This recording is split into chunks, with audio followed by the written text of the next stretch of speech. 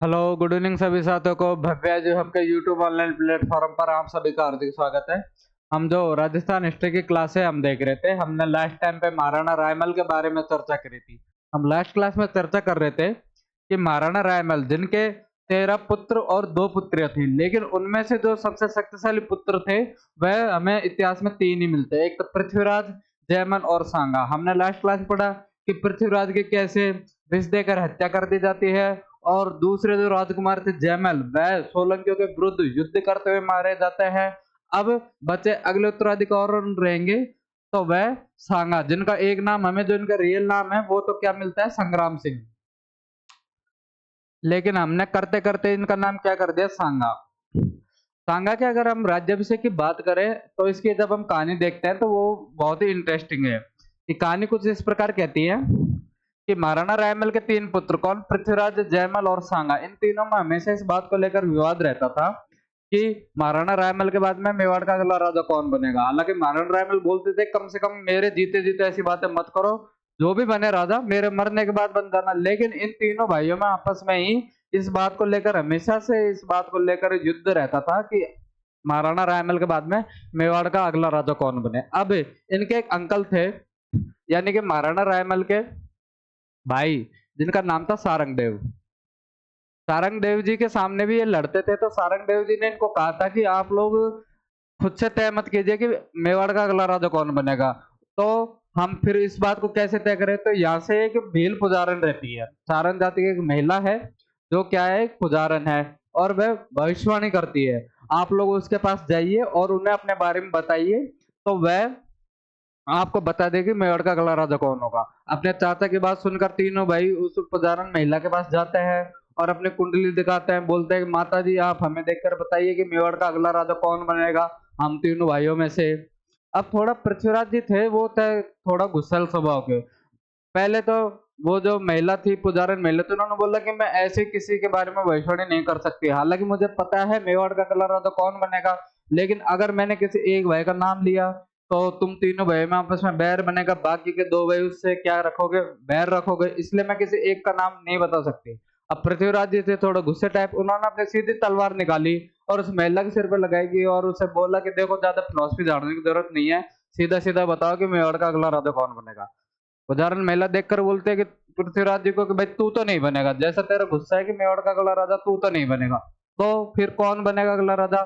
तो उन्होंने सांगा की तरफ देखकर कहा कि सांगा अगला मेवाड़ का अगला राजा बनेगा। ये सुनते ही तो सांगा के दोनों भाई थे कौन, पृथ्वीराज और जयमल, ये सुनते ही सांगा के ऊपर टूट पड़ता है और वहीं पर आपस में क्या करने लग जाते हैं, युद्ध करने लग जाते हैं। इस युद्ध के परिणाम स्वरूप क्या होता है कि सांगा के एक आंख फूट जाती है। पृथ्वीराज की तलवार से सांगा की जो एक आंख है वो फूट जाती है और सांगा और बाकी के सभी भाई आपस में पूरी तरह घायल हो जाते हैं। अब कैसे न कैसे करके बीच बचाव कौन करते हैं, सारंगदेव बीच बचाव करते हैं। इनके दोनों भाई पृथ्वीराज और जयमल को रोकते हैं और सांगा से बोलते हैं कि यहाँ से दूर भाग जाओ और अपने प्राणों की रक्षा करो। और सांगा अपने भाइयों से बचने के लिए मेवाड़ की सीमा से दूर भाग जाता है और दूर भागकर वह सांगा कहाँ पे पहुंचता है, अपने भाइयों से। तो एक गांव है, सेवंत्री नाम का गांव है। इस सेवंत्री गांव में सांगा अपने भाइयों से अपनी रक्षा करते हुए पहुंच जाता है। अब इस सेवंत्री गांव में एक मारवाड़ का एक यात्री है, मारवाड़ का एक यात्री जिसका नाम है बेदा जैत मालोत। मारवाड़ का एक यात्री यहाँ पे रुका है जिसका नाम क्या है, बेदा जैत मालोत। वह यात्री यहाँ पे रुका हुआ है कहाँ पर, सेवंत्री गांव में एक मंदिर है, उसके बाहर में सांगा अपने भाइयों से अपने प्राणों की रक्षा करते हुए पहुंच जाता है। और उस मंदिर में एक मारवाड़ का एक यात्री रुका हुआ है जिसका नाम क्या है, बीदा जैत मालोत या फिर बीदा राठौड़। सांगा बीदा जैत मालोत जी के पास में जाता है, उसे बताता है कि मैं मेवाड़ का राजकुमार हूँ, ऐसे ऐसे मेरी भाइयों से मेरी लड़ाई हो गई है और मैं अपने प्राणों की रक्षा करने के लिए यहाँ पर आया हुआ हूँ। बीदा जैत मालोत सांगा की बात सुनता है, उसे सहायता करता है और बीदा जैत मालोत सांगा से बोलता है कि आप थके हुए हो, आपका घोड़ा भी थक गया है, आप एक काम कीजिए कि आप यहाँ से मेरा अश्व लेकर चले जाइए, मेरा घोड़ा लेकर अपने भाई से दूर चल जाइए। आपके भाई आएंगे तब तक मैं उनको यहाँ पे रोके रखूंगा और तब तक आप क्या है, दूर निकल जाओगे। तो यानी कि सांगा अपने भाइयों से रक्षा करने के बाद में कहाँ पर पहुंचता है, सेवंत्री गांव में पहुंचता है, जहां पर सांगा की सहायता कौन करता है, बीदा जैत मालोत सहायता करता है। अब सांगा बीदा जैत मालोत जी का घोड़ा लेकर आगे चला जाता है और जैसे ही ये पहुंचते हैं, कौन, पृथ्वीराज और जयमल सेवंतरी गांव में पहुंचते हैं, वहां पर सांगा का घोड़ा देखते हैं। तो बीदा दैत मालोद से पूछते हैं कि हाँ भाई, यहाँ पर एक राजकुमार टाइप का एक लड़का आया था जो युद्ध में घायल था, क्या उसको देखा है? बीदा दैत मतलब तो उससे मना करता है कि हमने उसको नहीं देखा। अरे ऐसे कैसे नहीं देखा, यहाँ पर उसका घोड़ा खड़ा है, तुम झूठ बोल रहे हो। लेकिन बीदा दैत मल्होत मना कर देता है कि हमने नहीं देखा। अब इस बात से क्या करते हैं, पृथ्वीराज और जयमल बीदा दैत मल्होत से युद्ध करने लग जाते हैं। इस युद्ध में बीदा दैत मल्होत जी काम आ जाता है, किसके, सांगा जी के काम आ जाता है, यानी कि वह सांगा के भाइयों से लड़ते हुए शहीद हो जाते हैं। और शहीद हो जाते हैं। तब तक सांगा जो है वह कहीं दूर आगे निकल जाता है, अपने भाइयों से दूर निकल जाता है, और दूर जाकर वे कहाँ पहुंचते हैं, तो एक अजमेर में, अपना अजमेर डिस्ट्रिक्ट है, वहां पर एक रियासत पड़ती है श्रीनगर। अजमेर में एक रियासत पड़ती है श्रीनगर। यहाँ पर एक सामंत है, उनका नाम है करमचंद पवार। तो सांगा अब कहाँ पर पहुंच जाते हैं, अजमेर में श्रीनगर के करमचंद पवार जी के पास में सांगा पहुंच जाते हैं। और करमचंद पवार जी इनको शरण देते हैं। और ये किसके, महाराणा सांगा अब किसके दरबार में रहते हैं, तो महाराणा सांगा अब करमचंद पवार जी के दरबार में रहते हैं। बाकी टाइम धीरे धीरे निकलता है, धीरे धीरे टाइम निकलता है, तो पृथ्वीराज जी की हत्या की जाती है और जयमल जो कि सोलंकी के खिलाफ लड़ता हुआ मारा जाता है। तो अब महाराणा का उत्तराधिकारी बचा कौन, सांगा उत्तराधिकारी बचा था। अब जब महाराणा रायमल मृत्यु शैया पर थे, तो वह अजमेर में मैसेज पहुंचाता है, किसके पास में, महाराणा सांगा के पास में मैसेज पहुंचाता है। उनको मेवाड़ के राजनीतिक घटनाक्रम के बारे में बताते हैं कि आपके दोनों भाइयों की मृत्यु हो चुकी है, महाराणा रायमल जी का भी स्वास्थ्य अब ठीक नहीं है और एक कभी भी स्वर्ग सिधार सकते हैं, इसलिए आप आइए और मेवाड़ की राजगद्दी संभालिए। इसलिए अब अगला राजा कौन बन रहेगा मेवाड़ का, महाराणा रायमल के बाद में वह बनेंगे महाराणा सांगा। तो अगला राजा जो महाराणा रायमल के बाद में बनते हैं, वह कौन बनते हैं, सांगा। इसलिए अगला राजा के बारे में हम पढ़ेंगे, वह है महाराणा सांगा। जो हमारे मेवाड़ के अगले राजा है वह है महाराणा सांगा, जिनको संग्राम सिंह के नाम से भी हम जानते हैं, महाराणा सांगा, जिनका टाइम पीरियड माना जाता है 1509 से 1527। तो इस प्रकार अपने भाइयों से अपने प्राणों की रक्षा करते हुए कहां पर जाते हैं, ये श्रीनगर करमचंद पवार के पास में जाते हैं। बीच में सेवंतरी नामक गांव में इनकी सहायता कौन करता है, बीदा दैत मालोद इनकी सहायता करता है। और बाद में कब, 1509 में यह क्या बनते हैं, मेवाड़ के राजा बनते हैं। जिस समय महाराणा सांगा का राज्याभिषेक हुआ था, उस समय उत्तरी भारत की कुछ बड़ी रियासतें थी। उत्तरी भारत की उस समय एक बड़ी रियासत तो खुद मेवाड़ थी, जहां पे किसका शासन है, जहां पर महाराणा सांगा का शासन है। इसके अलावा एक दिल्ली, मेवाड़ से जस्ट नीचे गुजरात, और मेवाड़ के जस्ट बगल में एक और रियासत पड़ती है मालवा। महाराणा सांगा के राज्याभिषेक के समय में मेवाड़ के अलावा जो तीन बड़ी रियासतें, कौन, दिल्ली, गुजरात और मालवा। अब दिल्ली में किसका शासन था, दिल्ली में उस समय संतलत काल में लोधी वंश का शासन था। और उस समय यहाँ का जो शासक था वह कौन था, सिकंदर लोधी। यहाँ पे दिल्ली में कौन सा वंश, लोधी वंश, और कौन सा शासक था, सिकंदर लोधी। गुजरात में उस समय कौन शासक था, महमूद बेगड़ा। गुजरात का उस समय शासक कौन था, महमूद बेगड़ा। कई बार एग्जाम में क्वेश्चन पूछा गया है कि गुजरात की महाराणा सांगा के राज्याभिषेक के समय में दिल्ली का शासक कौन था, या गुजरात का शासक कौन था, या मालवा का शासक कौन था। और मालवा में, मालवा का जो शासक था वह था नासिरुद्दीन।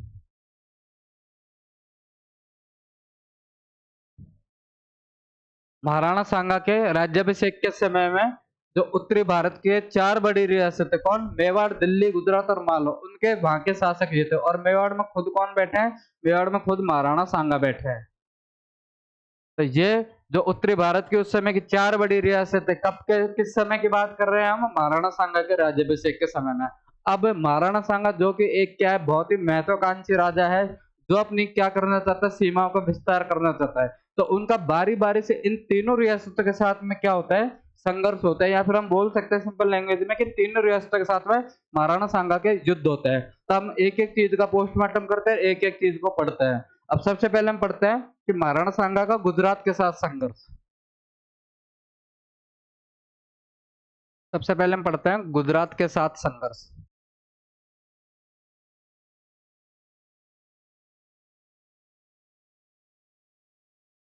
जिस समय गुजरात के साथ में युद्ध होता है और गुजरात के साथ संघर्ष होता है, तो ये समथिंग 1520 ईस्वी के आसपास है। उस समय गुजरात में महमूद बेगड़ा के स्थान पर महमूद बेगड़ा के पुत्र का शासन होता है और उस समय गुजरात का जो शासक रहता है उसका नाम रहता है मुजफ्फर। जो महमूद बेगड़ा का पुत्र है, जो उस समय गुजरात का शासक कौन रहता है? मुजफ्फर। गुजरात का शासक कौन रहता है? मुजफ्फर। अब गुजरात से संघर्ष का क्या कारण था? तो ध्यान हो कि गुजरात में मेवाड़ के पास में एक रियासत पड़ती है जो गुजरात और मेवाड़ के बिल्कुल बीचों बीच में। उस रियासत का नाम है ईडर। कौन सी रियासत है? एक ईडर नाम की एक रियासत है जो कि किसकी बाउंड्री के बीच में है? गुजरात और मेवाड़ की बाउंड्री के बीच में। इस ईडर के उत्तराधिकारी संघर्ष को लेकर गुजरात और मेवाड़ के बीच में विवाद हो गया। अब ईडर का आखिर उत्तराधिकारी संघर्ष क्या था? तो ईडर में जो थे वहां के शासक थे राव भाण। ईडर के कौन से शासक थे? राव भाण ईडर के शासक थे। इनके दो पुत्र हैं। एक पुत्र का नाम है सूर्यमल और एक पुत्र का नाम है भीम। कौन सी रियासत की बात कर रहे हैं हम? ईडर रियासत की। ईडर के राजा कौन है? राव भाण। राव भाण के भी दो पुत्र हैं। कौन? एक का नाम है सूर्यमल और एक का नाम है भीम। अब राव भाण की मृत्यु हो जाती है। अब राव भाण की मृत्यु होने के बाद में जो कि राजा का रूल था कि राजा मरता है तो अगला उत्तराधिकारी उसका ज्येष्ठ पुत्र, राव भाण के ज्येष्ठ पुत्र का नाम था क्या था? सूर्यमल। तो राव भाण के बाद में अगले राजा कौन बने ईडर के? सूर्यमल। लेकिन इनकी भी क्या हो जाती है? इनकी भी 18 महीने बाद मृत्यु हो जाती है।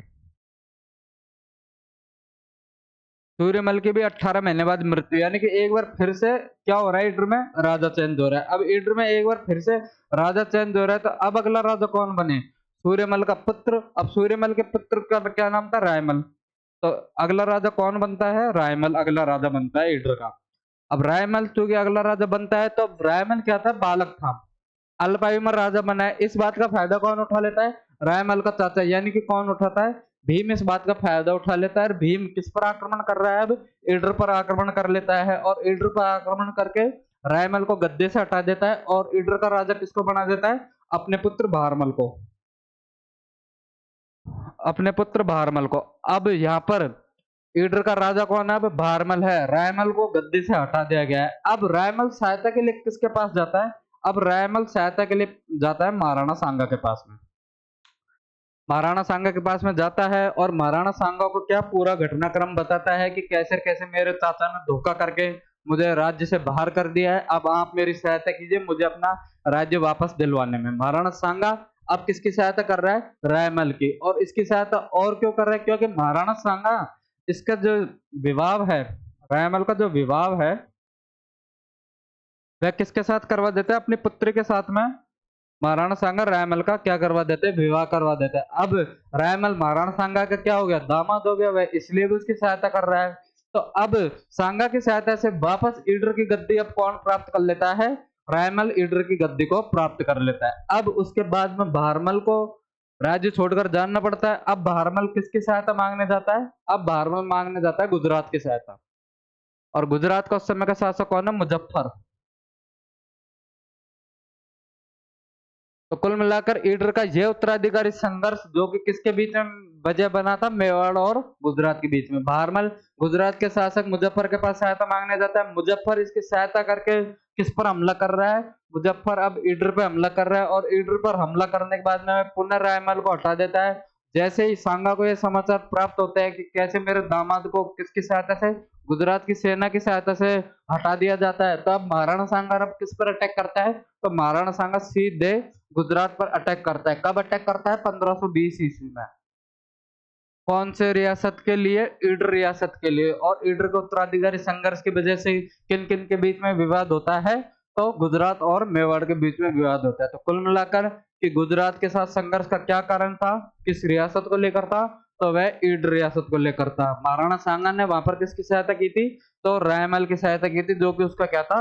दामाद था। इसके अलावा हम पढ़े कि अभी हमने गुजरात के साथ में संघर्ष देखा जो कि किस रियासत को लेकर होता है? ईडर रियासत को लेकर होता है। उसके बाद में महाराणा सांगा का जो संघर्ष होता है वह अब किसके साथ में हो रहा है? मालवा के साथ में। तो अगली हम हेडिंग पढ़ते हैं मालवा के साथ संघर्ष, कि आखिर मालवा के साथ संघर्ष की क्या वजह थी और मालवा रियासत के साथ में संघर्ष के क्या परिणाम थे। अगली हेडिंग है मालवा के साथ संघर्ष।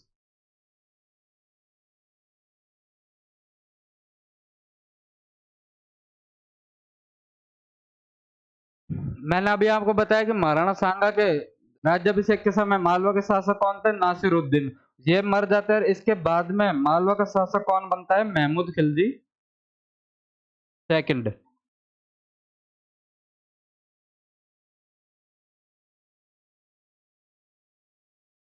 जिस समय सांगा का मालवा के साथ में विवाद होता है, उस समय मालवा के शासक का क्या नाम है?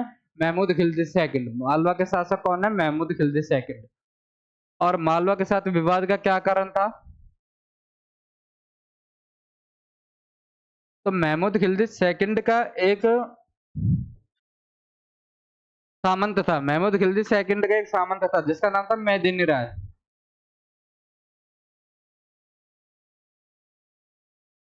महमूद खिलजी सेकंड का एक सामंत है जिसका क्या नाम है? मेदिनी राय। यह महमूद खिलजी के खिलाफ क्या कर रहा है? बगावत कर देता है। इसलिए यह बगावत करता है तो महमूद खिलजी अब किसको दंड देना चाहता है? मेदिनी राय को। और मेदिनी राय सहायता के लिए अब किसके पास जाता है?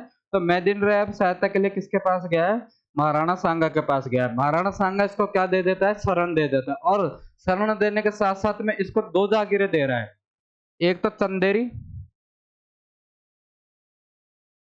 और दूसरी गागरोन। इन दो जागीरों का क्या बना देता है? प्रशासक नियुक्त कर देता है। कौन नियुक्त कर रहा है? महाराणा सांगा। किसको नियुक्त कर रहा है? मेदिनी राय को, जो कि किसका विद्रोही है? महमूद खिलजी सेकंड का, जो कि मालवा का शासक है, उसका विद्रोही है, जिसको सांगा शरण देता है और साथ के साथ में चंदेरी और गागरोन की जागीर देता है। इस बात से महमूद खिलजी क्या हो जाता है? महाराणा सांगा से नाराज हो जाता है और वो किसी भी हालत में किसको गिरफ्तार करना चाह रहा है? अब मेदिनी राय को गिरफ्तार करना चाह रहा है। और मेदिनी राय अब कहाँ बैठा है? वह बैठा है गागरोन में, क्योंकि महाराणा सांगा ने उसको कहाँ का प्रशासक बनाया है? गागरोन का। तब महमूद खिलजी अब किस पर अटैक करने की प्लानिंग करता है? तो महमूद खिलजी अब मेदिनी राय पर अटैक करने की प्लानिंग कर रहा है। और अटैक कहां पर कर रहा है? तो वह गागरोन में अटैक कर रहा है। अब गागरोन में जब अटैक कर रहा है, महमूद खिलजी को अटैक का समाचार किसको प्राप्त होता है? मेदिनी राय को जब प्राप्त होता है तो मेदिनी राय सीधा अपने दोस्त, मेदिनी राय का दोस्त कौन है? सांगा का, तो सीधा फोन करता है कि भाई यहाँ पर पंगा हो गया, जल्दी पहुंचो। अब महाराणा सांगा पूरी अपनी सेना के साथ में कहां पर पहुंच जाता है? गागरोन पहुंच जाता है। किसकी सहायता के लिए पहुंच रहा है? मेदिनी राय की सहायता के लिए पहुंच रहा है। किसके खिलाफ? मालवा के खिलाफ सहायता के लिए पहुंच रहा है। तो अब युद्ध किसके बीच में हो रहा है? मालवा की सेना और मेवाड़ की सेना। और कहां पर युद्ध हो रहा है? गागरोन में। तो मालवा के साथ संघर्ष है, जिसको हम किस नाम से जानते हैं? तो हम उसको जानते हैं गागरोन का युद्ध।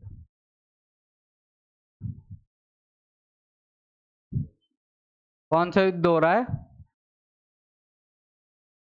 गागरोन का युद्ध। कौन से सन में? 1519 ईस्वी में।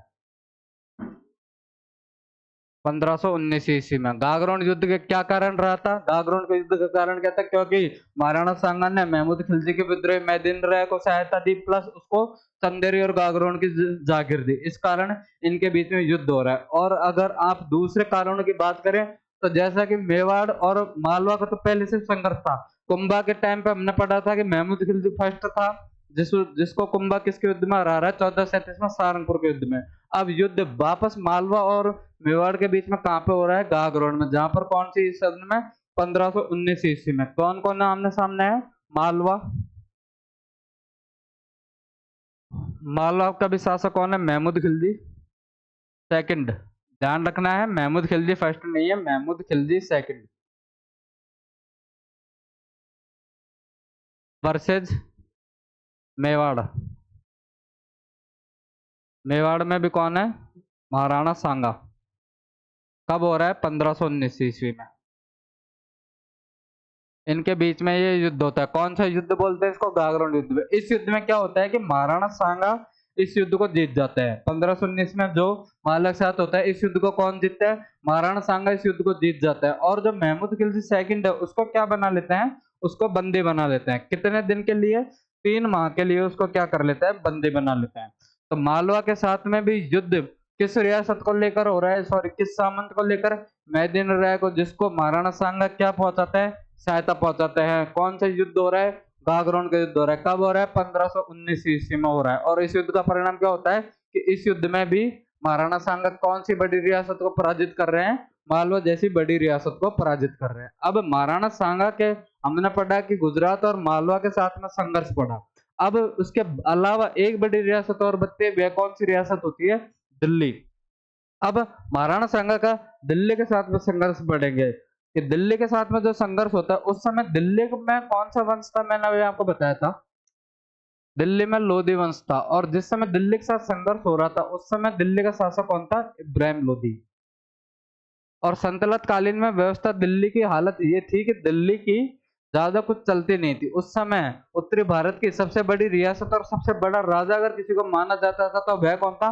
महाराणा सांगा। और सबसे बड़ी रियासत किसी को मानी जाती थी तो वह कौन सी रियासत थी? मेवाड़ की। इसलिए दिल्ली वालों की ज्यादा वहां पे चलती नहीं थी। इसलिए अब क्या है, दिल्ली वालों को अपनी शक्ति बढ़ानी है तो उन्हें किसे पराजित करना होगा? उन्हें महाराणा सांगा को पराजित करना होगा। अब दिल्ली वालों की ज्यादा चलती है नहीं, इसलिए महाराणा सांगा ने क्या किया, जो कि एक महत्वाकांक्षी राजा था और क्या करना चाहता था? अपनी सीमाओं का विस्तार करना चाहता था। इसलिए महाराणा सांगा क्या करता है, दिल्ली की कमजोरी का फायदा उठाकर कि दिल्ली के आसपास के जितने भी निकटवर्ती इलाके जो कि मेवाड़ की सीमा से लगता है उन सभी इलाकों को क्या कर लेता है? महाराणा सांगा जीत लेता है। अब इब्राहिम लोधी जो कि कहाँ का सुल्तान है? दिल्ली का सुल्तान है। वह देखता है कि महाराणा सांगा कैसे दिल्ली के आसपास के इलाकों को जीत रहा है और इब्राहिम लोधी को अब डर लगे कि आज तो ये आसपास के गांवों को ही जीत रहा है, कल को तो ये दिल्ली पे धमकेगा और ये मुझे हटाकर क्या कर देगा? दिल्ली पर कब्जा कर लेगा। इससे पहले महाराणा सांगा मुझे हटाए, मैं क्या कर लेता हूँ? महाराणा सांगा को मैं ही हटा देता हूँ। इसलिए अब दिल्ली वाले किस पर आक्रमण कर देते हैं? दिल्ली वाले मेवाड़ पर आक्रमण करते हैं और इनके बीच में दो युद्ध होते हैं। तो पहले युद्ध होता है वह होता है खातौली। पहला जो युद्ध होता है वह कौन सा युद्ध है? वह खातौली का। दिल्ली के साथ में संघर्ष में जो पहला युद्ध होता है वह है खातौली। खातौली का युद्ध कब होता है? 1517 ईस्वी में। और एग्जैक्ट लोकेशन की अगर बात करें कि खातौली एग्जैक्ट लोकेशन कहाँ पे है, तो ध्यान रखना है कि जो खातौली इस समय कहाँ पर है? कोटा डिस्ट्रिक्ट में। और कोटा डिस्ट्रिक्ट में कौन सी तहसील? पीपलदा तहसील में एक जगह पड़ती है जिसका नाम क्या है? खातौली। वहां पर किस किस के बीच में युद्ध हो रहा है? वहां पर महाराणा सांगा और दिल्ली की सेना के बीच में। किस किस के बीच में युद्ध हो रहा है? ये युद्ध दिल्ली वर्सेज मेवाड़। कौन सी जगह पे? खातौली, जो कि कहाँ पे पड़ती है? कोटा में पड़ती है। कौन सी सन में? 1517 ईस्वी में। किस किस की सेना के बीच में? इब्राहिम लोधी और महाराणा सांगा, यानी कि दिल्ली और मेवाड़ के बीच में यह संघर्ष होता है। कौन सा युद्ध है? खातौली का युद्ध है। अब इस युद्ध में महाराणा सांगा दिल्ली की सेना को क्या करते हैं? बुरी तरह पराजित करते हैं। यानी कि दिल्ली की सेना को भी महाराणा सांगा क्या करते हैं? हरा देते हैं। और इस युद्ध में कौन जीतता है? तो इस युद्ध में मेवाड़ वाले जीत जाते हैं। इस युद्ध के भी विजेता कौन रहते हैं? मेवाड़ वाले होते हैं। अब इस युद्ध को और इस हार का बदला लेने के लिए जो दिल्ली का सुल्तान है इब्राहिम लोधी वापस मेवाड़ पर अटैक करता है। और वापस जब मेवाड़ पर अटैक करता है तो इस बार वह थोड़ा महाराणा सांगा को क्या करता है? थोड़ा पास, दिल्ली के पास बुलाता है। दिल्ली के पास में सीमा और एक जिला पड़ता है हमारा धौलपुर। धौलपुर में एक जगह पड़ती है बाडी, जिसको बहुत सी किताबों में वह बारी भी लिखा जाता है। कौन से डिस्ट्रिक्ट में है ये? धौलपुर में। यहाँ पर वापस इन दोनों के बीच में क्या होता है? युद्ध होता है। किस किस के बीच में? दिल्ली और मेवाड़ के बीच में। कौन सा युद्ध है अब? बारी या बाडी का युद्ध है। और यह युद्ध कौन से सन में होता है? तो ध्यान रखना है कि यह युद्ध होता है 1518 ईस्वी में। 1518 ईस्वी में यह युद्ध होता है। कौन सा युद्ध हो रहा है? बाडी का युद्ध, दिल्ली और मेवाड़ के बीच में। इस युद्ध में भी वापस कौन जीत जाता है? इस युद्ध में वापस मेवाड़ की सेना विजयी हो जाती है। किसके खिलाफ ये युद्ध होता है? दिल्ली के खिलाफ। दिल्ली के खिलाफ। अब इस युद्ध में वापस क्या है? मेवाड़ की सेना जीत जाती है। यानी कि महाराणा सांगा दिल्ली जैसी बड़ी रियासत, जो कि दिल्ली को उस समय भारत की क्या मुख्य रियासत या राजधानी माना जाता था, उसको दो लगातार दो 1517 1518 ईस्वी में दो बड़े युद्धों में, कौन से? खातौली और बाड़ी, इन दो युद्धों में लगातार डिफीट देता है। इसके अलावा वह उत्तर भारत की दो अन्य बड़ी रियासत कौन सी? गुजरात और मालवा को भी शिकस्त देता है। अब कोई राजा है जो दिल्ली जैसी रियासत को हरा रहा है, मालवा जैसी रियासत को हरा रहा है या गुजरात जैसी रियासत को हरा रहा है, तो इसका मतलब उस राजा की शक्ति बढ़ेगी या घटेगी? ऑब्वियसली बात है कि उस राजा की शक्ति बढ़ेगी। यानी कि अब पूरे उत्तरी भारत का सबसे शक्तिशाली रियासत कौन सी है? वह सबसे शक्तिशाली रियासत है मेवाड़। सबसे शक्तिशाली शासक कौन है? सबसे शक्तिशाली शासक है सांगा।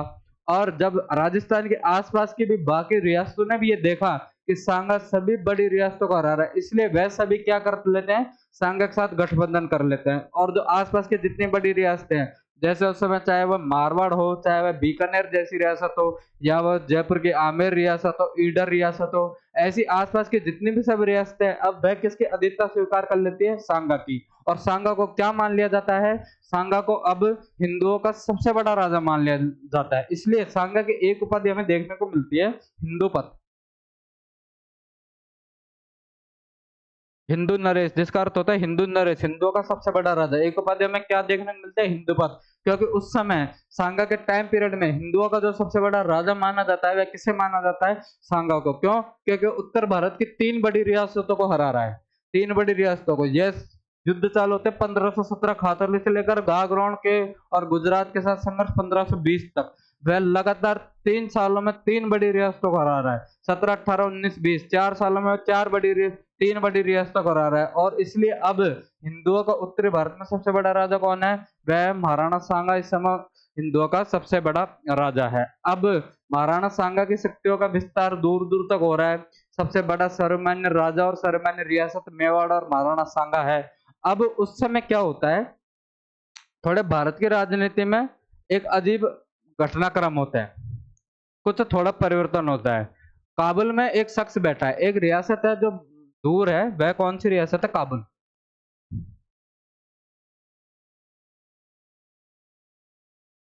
अफगानिस्तान में एक रियासत का नाम है काबुल। वहां पर एक शख्स बैठा है, उस शख्स का नाम है बाबर। बाबर जो कि कौन है? बेसिकली इसको मुगल, ये क्या बोलते थे खुद को? मुगल। अब ये कहां पर कब्जा करना चाहते हैं? कब्जा तो छोड़ो, क्या सिर्फ लूटपाट के इरादे से अब किस पर आक्रमण करना चाहते हैं? ये भारत पर आक्रमण करना चाहते हैं। और भारत में भी कहां पर? 2 बड़ी रियासतों पर, 2 बड़े स्थानों पर। कौन कौन से? दिल्ली प्लस आगरा। दिल्ली प्लस आगरा। और इन दोनों जगहों पर कौन सा वंश शासन कर रहा है? इन दोनों जगहों पर लोधी वंश का शासन है। और यहाँ कर इस शासक का क्या नाम है? शासक का नाम है इब्राहिम लोधी।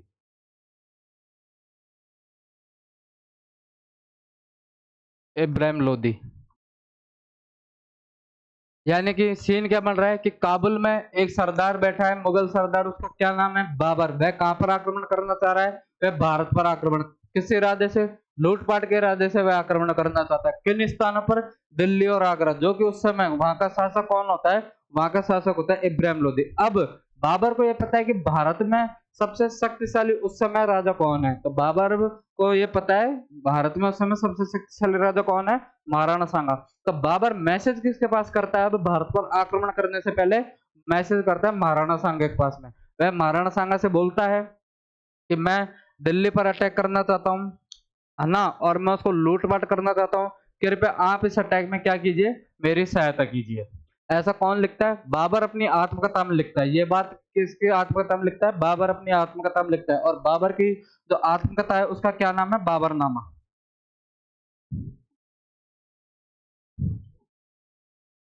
जब बाबर सांगा के पास में मैसेज करता है कि मैं दिल्ली पर लूटपाट के इरादे से अटैक करना चाहता हूँ, इसलिए मुझे आपकी सहायता की जरूरत है, तो सांगा क्या करते हैं कि बाबर को वतन दे देते हैं सहायता का। ऐसा कौन लिख रहा है? ऐसा बाबर लिख रहा है। कहां से मिलती है इसकी जानकारी हमें? बाबरनामा किताब से, जो कि खुद बाबर ने लिखी है। और वह क्या है? बाबर की आत्मकथा है। अब बाबर को सहायता का वतन कौन दे रहे हैं? महाराणा सांगा वतन दे रहे हैं। इसलिए अब बाबर कहां पर अटैक कर रहा है? भारत पर। कहां पर? दिल्ली में। और इनके बीच में, यानी कि बाबर और दिल्ली के शासक इब्राहिम लोधी के बीच में कौन सी लड़ाई होती है? पानीपत की लड़ाई। पानीपत युद्ध। कौन सा? प्रथम। पानीपत की प्रथम लड़ाई होती है। कब होती है? 1526 ईस्वी में। इन परिणाम स्वरूप कौन सा युद्ध होता है? पानीपत का युद्ध होता है। पानीपत का प्रथम युद्ध होता है। कब होता है? 1526 ईस्वी में। किस किस के बीच में हो रहा है? बाबर और इब्राहिम लोधी के बीच में। लेकिन क्या महाराणा सांगा सहायता करता है? कि जब महाराणा सांगा हालांकि वचन तो दे देते हैं, बाबरनामा के अनुसार महाराणा सांगा वचन दे रहा है बाबर को सहायता करने का, लेकिन जैसे ही महाराणा सांगा के सरदारों को पता लगता है कि महाराणा सांगा एक विदेशी की सहायता कर रहे हैं, किस रियासत के खिलाफ, उस रियासत के खिलाफ जिसको ऑलरेडी महाराणा सांगा 2 बार पराजित करता है, तो महाराणा सांगा के सरदार मना कर देते हैं सहायता करने से। अब महाराणा सांगा सरदारों की बात को तो टाल नहीं सकता, इसलिए महाराणा सांगा इस युद्ध में बाबर की सहायता नहीं करता है। अब महाराणा सांगा इस युद्ध में बाबर की सहायता नहीं करता है, तो बाबर इस पर महाराणा सांगा के ऊपर वादा खिलाफी का आरोप लगा देता है। ऐसी भी जानकारी इस किताब में मिलती है। तो ध्यान रखना है कि पानीपत का प्रथम युद्ध में महाराणा सांगा बाबर की सहायता नहीं करता है, हालांकि वचन तो देते हैं, लेकिन महाराणा सांगा उस युद्ध में बाबर की कोई सहायता नहीं करता है। अब होता क्या है कि बाबर दिल्ली को जीत लेते हैं, पानीपत के प्रथम युद्ध में इब्राहिम लोदी को हरा देता है, और इस युद्ध में इब्राहिम लोदी खुद ही मारा जाता है, यानी कि दिल्ली से अब क्या है, लोधी वंश का पतन हो चुका है। अब दिल्ली में एक नई शक्ति का उदय हो रहा है, भारत की राजनीति में एक नई शक्ति का उदय हो रहा है, और वह कौन सी शक्ति है, वह मुगल, और उनका शासक कौन है, उनका शासक है बाबर, जो कि किस उद्देश्य से यहाँ पर आया था, लूटपाट के उद्देश्य से यहाँ पर आया था। लेकिन बाबर जैसे दिल्ली पर कब्जा करता है, वह दिल्ली के बाद में वह कहां पर जाता है, दिल्ली के बाद में वह साथ के साथ में आगरा पर भी कब्जा कर लेता है। अब बाबर बेसिकली आया तो था दिल्ली को लूटने, भारत को लूटने, लुटेरे ही थे, मुगल लुटेरे ही थे, लूटपाट करने के इरादे से आए थे। लेकिन बाबर भारत आकर देखता है कि यार यहाँ पर राज करना बहुत आसान है, कि यहाँ पर लोगों में एकता नहीं है, यहाँ पर जाति के नाम पर विभाजन है, यहाँ पर धर्म के नाम पर विभाजन है, और तो और अगर एक धर्म के लोग हैं तो उनमें भी कर्म के आधार पर विभाजन है, यानी कि इन लोगों पर क्या किया जा सकता है, राज आसानी से किया जा सकता है। इसलिए बाबर वापस क्या कहाँ पे जाने का विचार त्याग देता है, वापस काबुल जाने का विचार त्याग देता है, और कहीं पर रुक जाता है, दिल्ली में रुक जाता है। इस कारण अब भारत की राजनीति में एक नए वंश का, एक नई शक्ति का उदय हो रहा है, वह कौन सी शक्ति है, मुगल शक्ति है। अब भारत कहां पर बैठ गया, सॉरी, अब बाबर कहां पर बैठ गया, बाबर दिल्ली में आकर बैठ गया। अब दिल्ली में भारत पर पूरा राज करने के लिए बाबर को पता है कि अगर मुझे भारत पर लंबे समय तक राज करना है तो मुझे क्या करना पड़ेगा, जो शक्तिशाली राजा है उनको क्या करना पड़ेगा, उनको जीतना पड़ेगा। अब उस समय शक्तिशाली राजा कौन, उस समय एक ही शक्तिशाली राजा जो कि दिल्ली के नाक के ठीक नीचे बैठा है, कौन, मेवाड़ रियासत, और वहां के भी राजा कौन है, महाराणा सांगा। और चूंकि बाबर तो हमेशा से आरोप लगाते आया था महाराणा सांगा पे कि इन्होंने मुझे सहायता का वचन दिया था लेकिन इन्होंने मेरी सहायता नहीं करी, इस कारण भी अब बाबर किससे युद्ध करना चाह रहा है, बाबर इस समय महाराणा सांगा से युद्ध करना चाह रहा है। तो अब महाराणा सांगा का विवाद किसके साथ में होता है, मुगलों के साथ में, यानी कि बाबर के साथ में। तो अगला संघर्ष जो महाराणा सांगा का होता है वह होता है महाराणा सांगा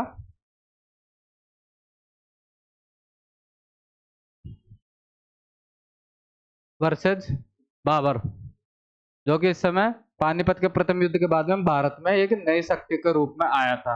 अब इनके बीच में क्या होता है, कौन कौन से युद्ध होते हैं, इन सब की डिटेल्स हम देखेंगे अगली क्लास में। तब तक के लिए आज के लिए इतना ही, धन्यवाद है। कृपया आपको वीडियो पसंद आए तो चैनल को लाइक करें, सब्सक्राइब करें। धन्यवाद आप सभी का जुड़ने के लिए।